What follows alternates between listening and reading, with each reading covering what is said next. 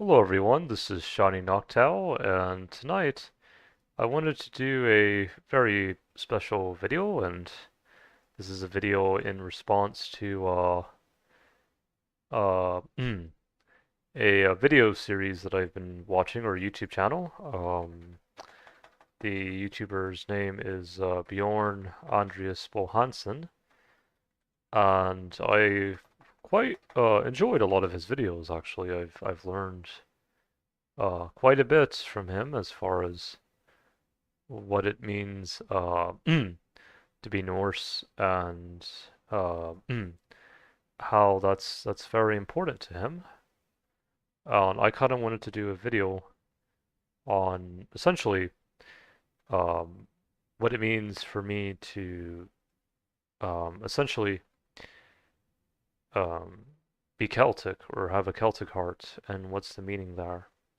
Because I get a lot of questions from other people, especially where I live here in America and even, North Idaho to an extent. And I think it's important to talk about.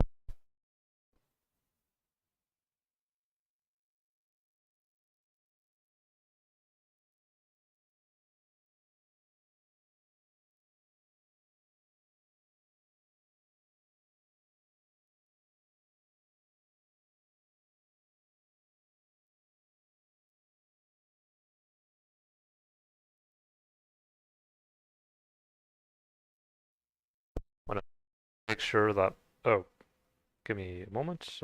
Just want to make sure the audio is still playing, but yeah, it seems like it kind of went off for a sec there.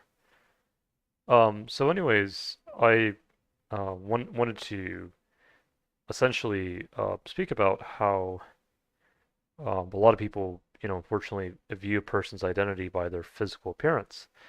And actually, that happened to Bjorn, where in one of his videos, someone, essentially uh, said that, you're not a Viking, you're not a Norseman, you don't have blonde hair and blue eyes. And he essentially, ignored the guy and it's things like that. And you know, uh, Bjorn, from what I can tell, he has brown hair and I don't know exactly his eye color. It might be blue. I mean, it doesn't really matter. But I guess the thing is that I think what happens is people will try to put individuals in a box and say, you can only be this if you fill out this box or fill out this little rectangular. Uh, I don't want to call it a prison, but unfortunately, this is why people like him, have said, I'm not just a pale white guy because he isn't. He's more than that. And I think that just to try to encapsulate a person's identity by just saying pale white guy or essentially white, I think is a disservice to at least as him being a Norseman and things of that nature. Because unfortunately, the same problem persists with the the Celtic with the Celts in general. And I think the problem here is that people, I think, tend to forget their history of the Celts and the Norsemen and the history regarding the Isles. And there was a time where the Celts and the Norsemen were separate people. Um, this would have probably been 1,000 years ago, and I still remember from my past life, and this is what I believe in. This is just what I believe spiritually. There was a time where, us Celts and the Norsemen, we were separate people, and they came and we fought with some of them. But there were some that decided to join us, and we accepted them as part of our tuo or part of our tribe. And so that's how there was eventually an intermarriage between Norsemen and Celts, and I've learned some of that was not by choice. And again, that's why I said that there was some fighting between us and them and the Norsemen. But there were some, and I truly believe this, that did decide to fight and stand together with us. I do believe that. Um, and so, even if you look back in history and look back at Robert the Bruce, he was actually a Norman, so he was one of the, I guess, the Vikings who went to France and they mixed with the French, and then, they headed to the Isles. And he was one of the Normans that kind of rallied the Scottish to essentially bring independence to Scotland. And so, he was a Norman, but yet he was able to do that for Scotland. And I think that, you know, I think the problem here too is a lot of times, I don't know well, I'm sure you guys have heard the word Black Irish. Uh, that term, unfortunately, is a problem in itself because, they try to say, the Black Irish, came from the Spanish Armada. I don't think that's quite true. I think that people with dark hair and darker features have been in Ireland for a very long time, actually. And that was only further supported by my friend Ben, who he agreed. My friend Ben, he has jet black hair, by the way. He's a good friend, and he said that yeah, no, before the Norsemen and the Saxons came, and again, no offense to the people in those countries, but he said that before they came, there were a lot more Celts with dark hair, and that's just how it was. Um, and I think the thing is too, from my memory, um, you know, I I believe I had blonde hair and blue eyes in the past life, but that didn't make who my identity of who I was as a Celt. That was just one projection of who I was, one color. Uh, you know, because to us it didn't necessarily matter if we looked different because what mattered was what was in our hearts, whether we had blonde or brown or red or dark or and even all the different eye colors. That's just how it was. And now I what I can understand from the Vikings, or at least nowadays, individuals like Bjorn, he seems to agree with that as far as seeing people for their heart, and in that way, I feel like there's a commonality there, which I appreciate. And maybe one of his ancestors could have learned that from their time in the Isles and their time with the Celts. Because I believe he said, well, aside from his Norse ancestry, there was some Celtic and even indigenous Amazonian from South America. And I think that it's important to connect with all the spokes of who we are. And I myself, my ancestry, it's at least this lifetime, it's quite pretty much like a rainbow, I'd have to say. You have Southern Italian, you have Spanish, and I'm sure part of that could also be Portuguese. You have Irish, you have, and they use the word British, but I'm sure most of it comes from Scotland, but I'm sure a wee bit would come from Wales and the Cornish and dare I say it even some of the Saxons, maybe just a wee bit. No offense to them, I actually have met some people that connect with that heritage that mean well deep down, like my friend Laura from England. I also watched a gentleman who did essentially a comparison between uh, like, yeah, between the Vikings and the uh, the Vikings and the Saxons, and that was very interesting to see indeed. I just want to do a quick audio check, by the way, guys, just to make sure the audio is coming through. If not, I'll redo the video, but I want to make sure it's going through. Watch the gentleman. Okay, yeah, it's going through. I just wanted to make sure that was the case. Because that's happened before where I've recorded and the audio is not always going through. So, yeah. But yeah, so basically, I think there was another gentleman from England that actually spoke with Bjorn. I think he connects with Saxon ancestry. And he seems to be a fine gentleman. I will admit that, there was something he said that kind of, it didn't necessarily have me question his motives, but it just showed me that, when he said that, maybe people of other cultures should also connect with their own culture. I don't think he was trying to say it in a derogatory way, but it was very different than Bjorn's more open approach to, it doesn't matter what culture you're from. And I would actually be happy for people to really look into, the Norse mythology. And I can understand why he's saying that because it disproves those racist bastards, kind of like how Bjorn has said before. And I agree with that because unfortunately, like it or not, there's a lot of people who have targeted specifically the Norse people and things like that uh, for essentially being racist. He's trying to disprove that, and he even mentioned that with the how many Native American viewers he has. So, but anyways, aside from that, so yeah, and then apparently I got a whole bunch of other things like South Slavic and German. That probably would have been from my dad's side of the family, because they essentially lived. His ancestors, from what I could tell, lived in a town called Cleves, and there was a castle there and things like that, and it borders the Netherlands.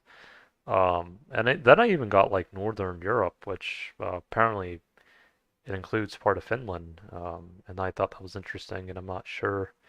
Um, well, I would say, well, I'm not exactly sure, but there may have been some, people move around, people mix, and so I'm sure that could have been part of the mixing either from, you know, uh, just from one of the ancestors. And then also there was some Scandinavian and and I think there was even a wee bit of Jewish as well, Sephardic and a wee bit of Ashkenazi. But all these different spokes, and then there was the Basque from the Basque country, so that would have been northeastern Spain, southern France, and then of course there was I'm sure there's a little bit of North African, because I did get some ancestry from like Egypt and Maghreb because my mom's ancestors were in the Canary Isles for a time, and in Spain, so I wouldn't be surprised, if there was something there. And then of course, just like Bjorn, how he got percentage of indigenous Amazonian.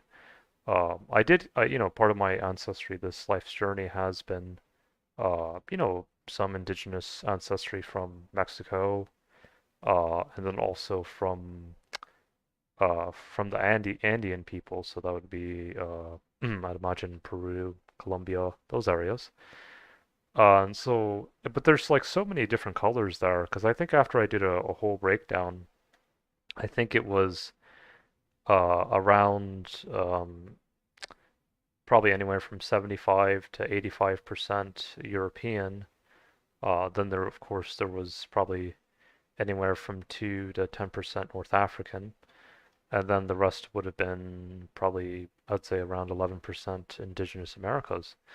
And so this is the thing that I have had to really kind of talk to people about, because people, they'll say, oh, you're 80% white. And I don't really like saying that because that does a disservice to all those other countries, whether it's Spain, Portugal, whether it's Scandinavia, Norway, Denmark, Sweden, whether it's Germany, whether it's Ireland, Scotland, and Wales.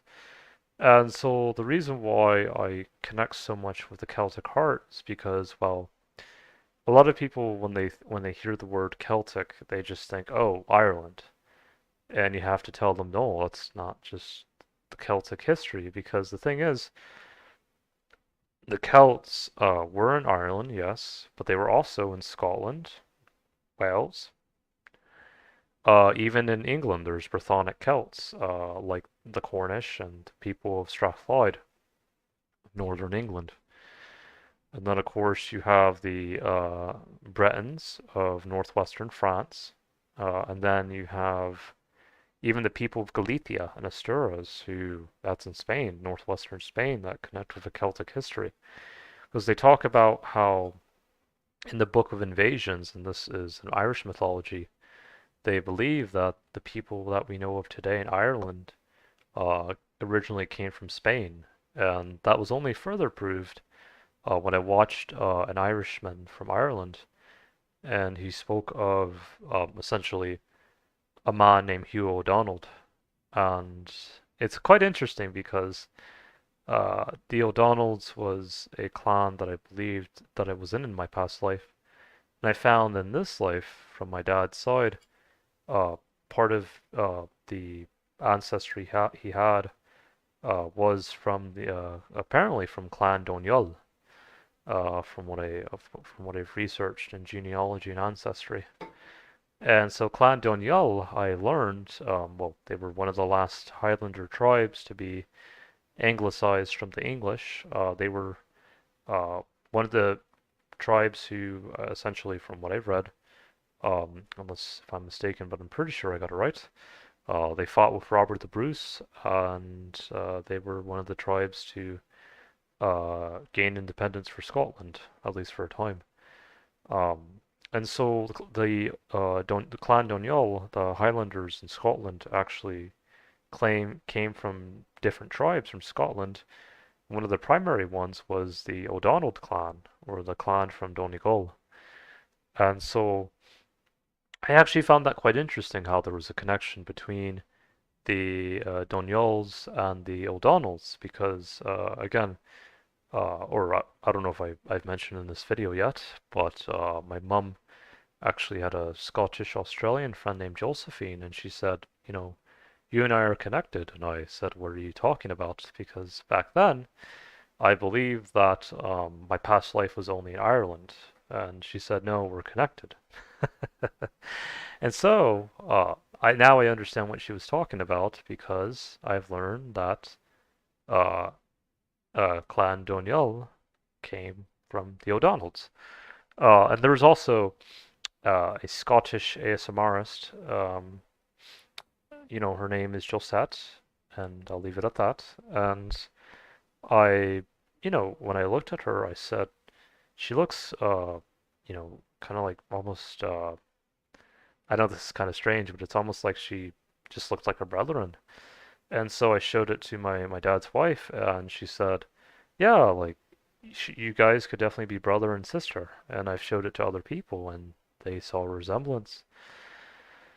And the thing about it, it's just kind of funny. The thing about it is that uh, you know, here's me thinking that my only connection, years ago to the Celts was only in Ireland, but here comes Scotland. Here comes Scotland at full force, saying, "Hey, no, you're connected to us as well. Don't forget that." Yeah, no, I just think it's funny.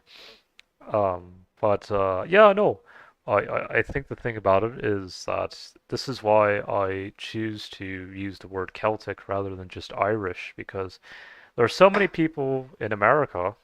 Uh, well, I don't want to speak speak ill of the other people who live in America, but there's a lot of them who says, oh, I'm Irish and I'm Irish this and I'm Irish that and I get drunk and then I see the people in Ireland like Laura O'Brien and John O'Sullivan just put their he hands on their faces and they're like, or their not their faces but their what do you call it, forehead. Yeah, there it is. They put it on their forehead and they're like, no, like this is not how it works, you idiots.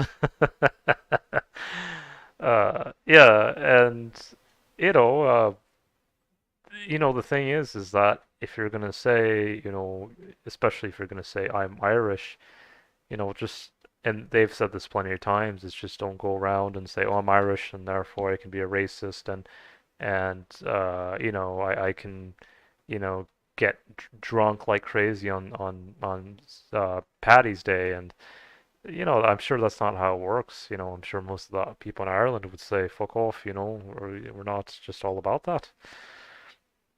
And so the thing about it is that no, it's kind of like I guess I don't know if you went to Norway and you said, I'm a Viking, I'm Norwegian, and I'm gonna go and raid, n- uh, you know, a town in Norway. I'm sure the Norwegians would say, no, you're not. That's not how it works. I don't know. I mean, anything, these people, but.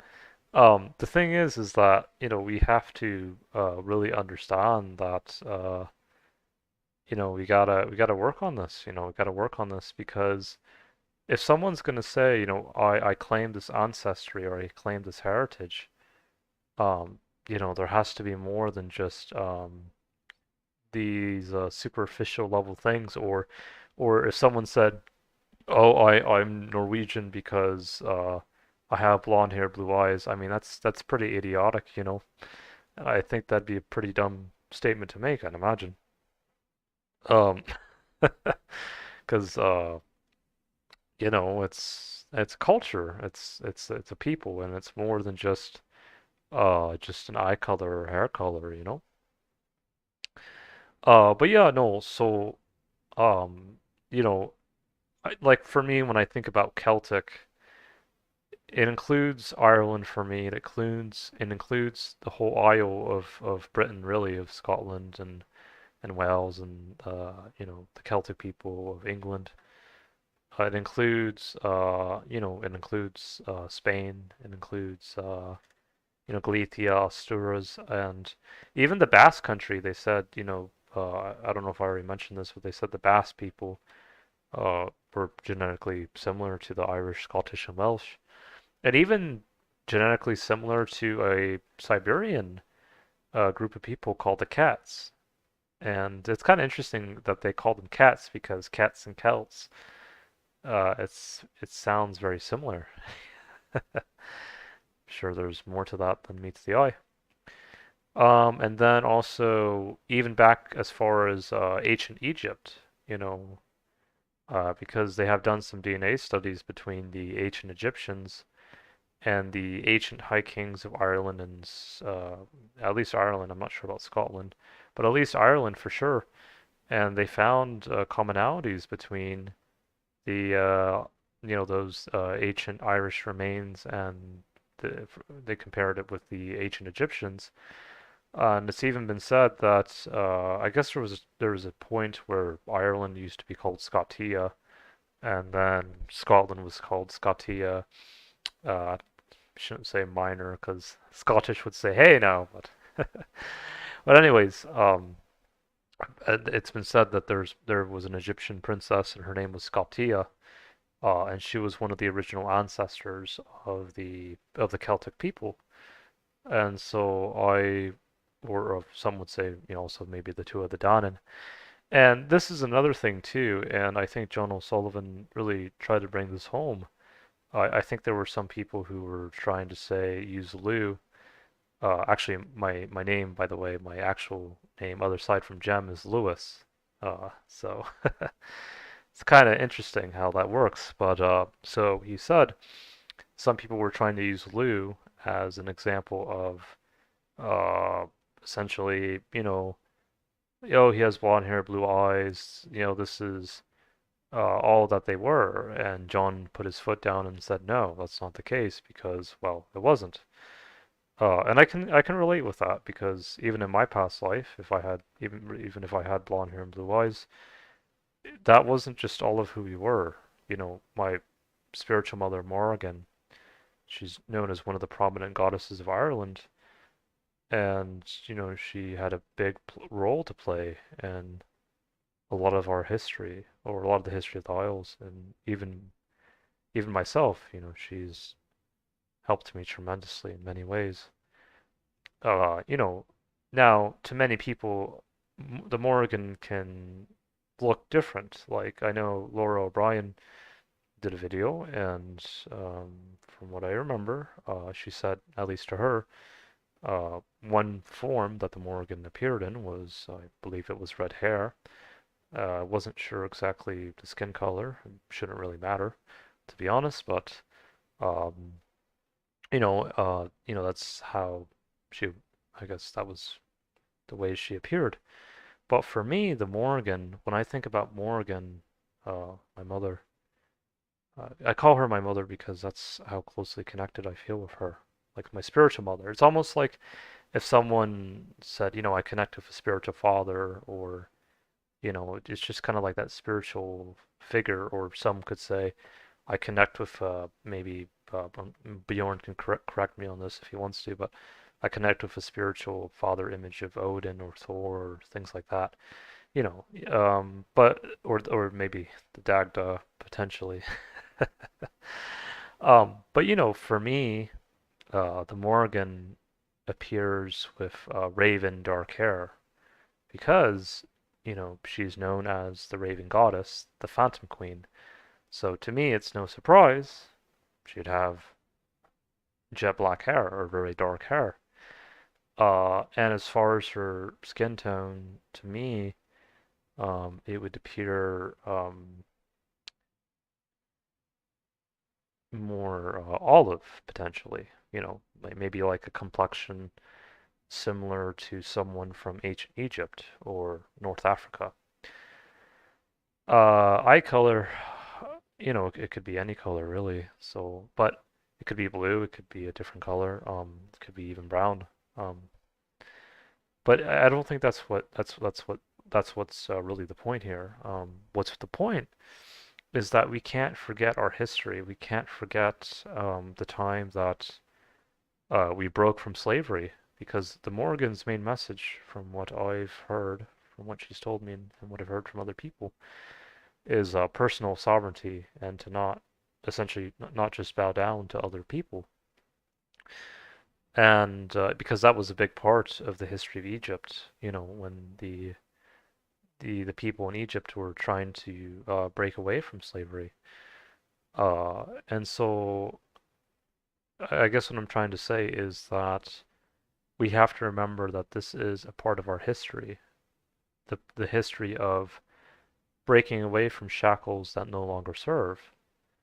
And that's just what it is, because uh, you know, and so when I see her, when I see the Morrigan, I do see a dark figure. I see a dark figure at the end of the tunnel, and I see the light hitting her, like from the outside. And it's almost like illuminating that past, that history that needed to be illuminated. And I think it's important because I think many people forget about the past, and forget about how it's important to remember our ancestors and the people that we deeply connect with. And Bjorn has said the same thing with his Norse ancestors. And so with the Celts, it's a very deep history. And of course, we have to admit, or I have to admit, it's not a bad thing though, because I honestly tend to get along with the Scandinavians. But my dad's name and his dad's name is Sigifredo, and I learned that name. Well, of course, it goes to Siegfried, but it also goes to the word Sigurd. And so I learned that the name Siggy means son of Odin, which is one of the Norse gods. And I'm sure Bjorn knows about him a lot more than I do. But so I've had to learn that this is part of the ancestry too. Even I had a friend named Lilium, and he Lilium. It said it's of Danish origin, but he always talked about Valhalla, and how he said he felt like he was a Viking, and he told me, I don't feel worthy of Valhalla. And I told him, this is just from me, from my Celtic heart. I said, uh, what makes you worthy of Valhalla is not how great you once stood, but how you pick yourself back up even when you fall into the depths. This is just my perspective on that. And I remember Lillian, just like my mum's Scottish Australian friend, said, you and I are the same. And I said, what are you talking about? Because for me, I have a Celtic heart and he has a Norse heart. And they said, no, we're connected, just the same as Josephine from Scotland. And so this is why I think it's so important to understand how interconnected we are. And this is why when I have this image up here with a Celtic heart and you see all these different colors and all the different kind of threads connecting the heart, you see how interwoven it is and how many different influences are there. And so that's just how it is. And so the thing is, this is why I try to learn about different cultures and different people. Whether it's Bjorn and Norway, or Lilium, or the Scottish, or or the Galicians back in Spain, or the ancient Egyptians. And even with the people of the indigenous Americas, there have been some studies that have said that there may have been some connections between the Celts and the people of the indigenous Americas. And I know they talk about the Cats, and I'm not sure if the Cats were one of the tribes that crossed into the Americas and became what we know as the indigenous Americas. But I wouldn't be surprised, to be honest. And so, and we can't forget about the history of uh, when the indigenous Americans, the Choctaw people, sent money to the Irish, when they were starving during the potato famine. And I think a lot of people tend to forget about that. That when half of the people died on the isle, the Choctaw came to help, even when, and we have to face it, the indigenous Americans, with the Choctaw being one of them, dealt a heavy blow, in the Americas, and we have to acknowledge that. And yet they came to help my brethren in the Isles, and 150 years later, or you know, even as early as last year, when the Hopi and Navajo people were struggling during the COVID, the Irish on the Isle gave millions of dollars to them to help them, and told them that we did not forget when you helped us when we were starving, and you came to help us, and you remembered, you were, and we wanted to repay the favor back to you. And so I think that this is important to acknowledge, to see how we're all connected. Whether it's in Europe or Africa, or uh, you know, even in the Americas, or even in Asia. And I actually have I have a fair amount of friends that I've met, like that were from Vietnam, and or they were from China and Japan, and they all were very kind to me, and some of them kind of wanted me back. It's like, where's Jam? We miss him. That was very kind of them, and I appreciate that. And so, but yeah, no, it's important to speak about this, because I think that, I know some people I've heard, and I'm not going to mention any names, but some people are afraid that the more we mix, the more there's going to be less people with, blonde hair, blue eyes, as an example. And I don't know if that's necessarily the case, because there was a time where, well, my ancestors, if you want to go back all the way back to ancient Egypt, a lot of them, just had darker features, and that's how it was. But that didn't mean that over time, things changed. And honestly, a lot of people who have lighter features have them because they lived in a colder climate. And so, a lot of people, that came out of whether it was from Africa or from different areas when they moved north, they eventually, from what they've said, they eventually got lighter features, to fit in with the environment that they lived in. So if they lived in a colder environment, they tended to their skin became paler, and of course their hair color and all that. And even with myself, even living here in North Idaho for a time, uh, you know, when my dad came here, around a year ago, he said my skin had quite lightened up, and I said, well, that's how it is when you live in a colder place, And the same thing would be true if you lived in a warmer place. Your skin would tan, and that's just how it is. Um, at least from what I can tell. But and it's not bad either way. It's just when you think about it, that's that's how things are, And um, of course, there might be other influences there, but at least that's one way of looking at it. Um, and so I think that I think Bjorn made a really good point, and of course, John and Laura did as well in a way, from what I can remember. And essentially, it's the fact that, for example, if you have a person from, let's say, Africa, let's say from Ghana or Nigeria, and they move to Ireland, or they move to Norway, and they have, they marry a Norwegian or an Irish person, and they have children. They're essentially should be seen as still being Irish or Norwegian.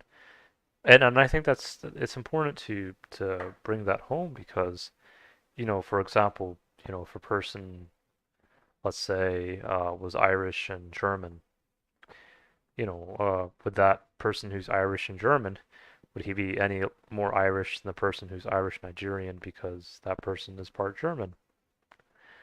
And I think you already know the answer to that, which means, no, he would not be. And I'm sure the same thing in Norway potentially. Though I know, they say in Norway they're a Germanic tribe of people. Though I've heard Bjorn say that the culture in Norway is very different than the culture in Germany, and I think that should at least be respected to an extent.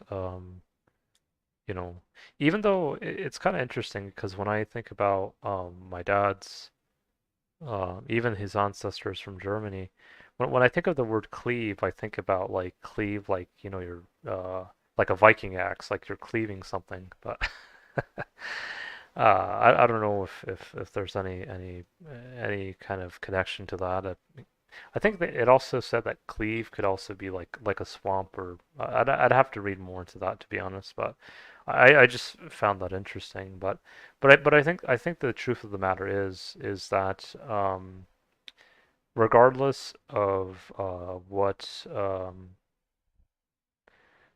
you know uh, whether you and I hate to say this, but whether you appear light or dark skinned, if you even want to say that, um, it shouldn't take away the identity of who you are. Because again, that's what happened to some of the Irish, is that they were called Black Irish because, some Irish people, and, uh, and to me, it's kind of nonsense because, I'm sure in Norway there were people with dark hair as well. Uh, but anyways, you know, there were some Irish and even I'm sure Scottish Highlanders that had dark hair and darker features, and that could have been from uh, the original people from Spain that came to the Isles. Uh, you know, and this is what it is. This is why I think that we have to understand that, and I think this is what I try to tell other people. Like if someone says, "Okay, I'm Welsh," and I have blonde hair, blue eyes, and if that person saw someone that had jet black hair and darker features and he was also Welsh, and he is Welsh, uh, or at least that's how I see him. Um, the person who's Welsh has to understand that part of their ancestry could have come from Denmark or could have come from Sweden or could have, and I'm not trying to pick on the Scandinavian countries, that's not what I'm trying to do. But if someone says, I'm Welsh because I look like this, and they pick on someone for not looking like that, I think that does a disservice to the Welsh people or to the Celtic Welsh people because, well, a lot of people in Wales, and my friend has verified this, did have darker features, and that's just how it is. And so, but if someone said, okay, um, I have some Welsh ancestry, but I also connect a lot with the ancestry from Denmark and from Sweden, I think that would be better because I think at that point they acknowledge, okay, how I am doesn't just fully fit the box of Welsh, but it also can come from the people from Denmark, Sweden, and dare I say it, the Saxons. Again, most of them are fine. Honestly, I think at the end of the day, like really, now that I think more about it, I don't know if it's just an American thing or if this happens in the Isles or in Norway and things like that. But honestly, most of the time when I listen to all these people from England, like for example Laura, the gentleman that connected a lot with Saxon ancestry, I don't hear any of this to be honest. And the same thing from from Bjorn, none of that. So it could be a lot more than just saying I'm Welsh and you should look like this because and I think that um, it really has to come from a level where you have to help educate these people and help them understand that you can't just look at things in just black and white. You can't just look at a person and say, okay, you're white, okay, you're black, okay, you're this, you're that, because you may not fully understand their ancestry or you may not even fully understand your own. And and I think also identity, when I think about the Celtic people, again, there was a time where we came from all different, you know, essentially all different tribes to an extent. Uh, and we all looked very different, and that's just how it was. And again, some of us did have blonde hair and blue eyes and stuff. But I guess what I'm trying to say is how we identified ourselves wasn't because necessarily of how we looked. It was who we were in our hearts, and that's what we tried to tell some of the Norsemen who decided to join us. Oh man, this is a tough topic, isn't it? No, but and now I can understand how Laura and John and Bjorn all feel because it really shouldn't be this complicated, it should be a lot simpler.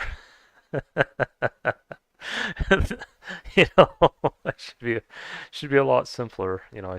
Bjorn's like these people, but and then I can see John and Laura and just like just shaking their heads. It's like, come on. Uh, but yeah, no, I think what it is that people uh need to get out of this idea of just really just putting people into boxes or into labels or into check boxes. That's what it is, check boxes. Yeah, and I think that's the problem with really America to an extent is that saying even just saying you're white, you're black, you're Hispanic, you're Asian. I think it does disservice to so many cultures, and not only cultures, but also groups of people. Because you could have someone from Ireland, let's say, and they had a Chinese father and an Irish mother. yet they connect completely with Irish ancestry, Irish, the Irish heart or Celtic heart, and if they came to America and they didn't want to check the Asian box because they connect more with an Irish identity, then you have to just respect that that's who they are, or and this is what it is. I think, just trying to essentially capture a person's persona just based on a label, black, Asian, racial labels isn't healthy because technically, if you want to be technical about it, the Celtic ancient Celts or the ancient people of Ireland were from ancient Egypt. And so would you say, okay, these ancient Irish were North Africans, and that's all you're going to see them as, or black, I think this is a problem that has to really, be it has to stop because that's really a way just to divide people. And I'm sorry, but that's what it is. That's what it is. Because again, Bjorn is more than just this pale white guy. And even I myself, I'm more than just if people call me Black Irish, there's a lot more to me than just that label, essentially. And so I think that we have to really be honest with ourselves and look in the mirror and say, okay, how can we work through this and how can we better understand each other? And I think for the most part, I think people in parts of Europe, like in Norway, even though in Ireland, Scotland, I mean, I know that they're having their own problems, and just like us, they're having to work on this too. But I think the thing is that people have to understand when they look at someone, and this is what I tell people, when I look at someone, I don't just look at, okay, what's their skin color, what's their eye color, what's their hair color. I'm looking at them for their heart, and that's just what it is. That's how I look at people. If a person has a good heart and I connect with them, this is what I do. And then for the people who don't, you just have to stand up and stand your ground and say, no, this is not how it works. And you just really have to be strong in that because if you let these again these racist bastards get their way, that's not how it works, Yeah, no.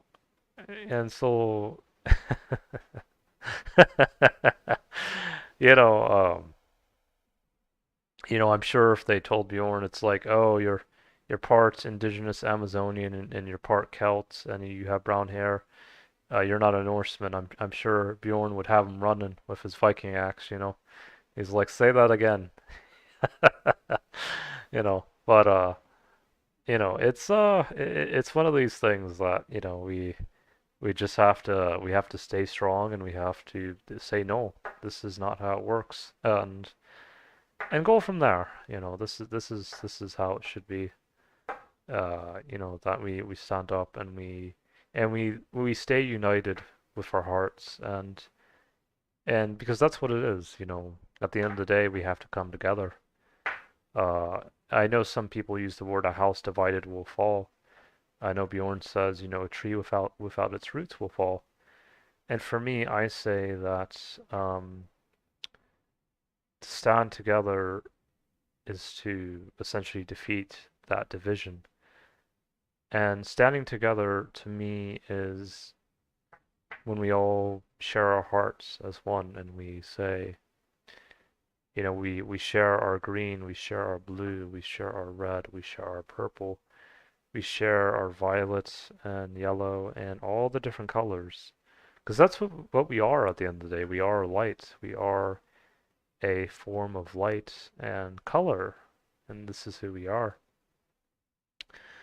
And so if we want to learn how to work together, we have to bring our colors together. I know even some of the indigenous tribes of the Americas, like the Hopi and Cree people, they talk about when the earth is most in need, that the rainbow warriors will come together and heal this earth. And the rainbow is also not only in Hopi and Cree, you know, folklore or in prophecies, but also in well, Norse mythology. And Bjorn can correct me on this if he wants to, if he's watching this. But they talk about the Rainbow Bridge of Bifrost that connects the Asgard, the spiritual one of the spiritual realms, to Midgard, which is the Earth, and how there would be this crossing through the Rainbow Bridge that would connect these two realms. And it's similar in Celtic mythology, Celtic lore at least, regarding the rainbow would connect the Earth to the Fey realm, essentially. And so I think if we see the importance of the rainbow and see how it really can bring us together, I think that this will eventually heal us.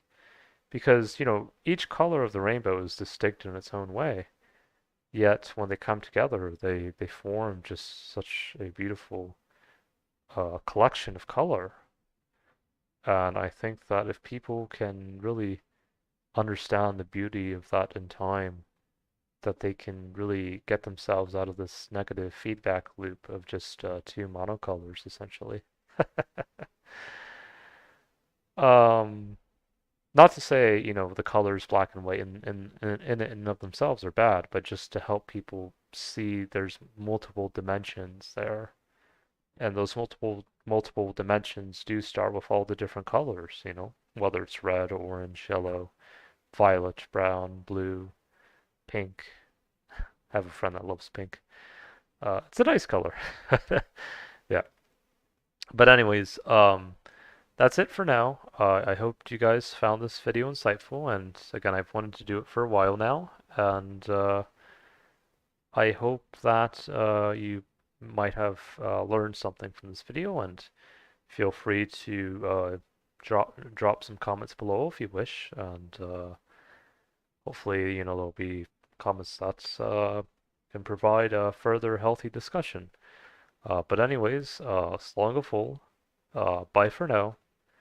And I hope you guys all take care. Uh, bye. Or bye for now. I prefer to say bye for now because until next time, take care.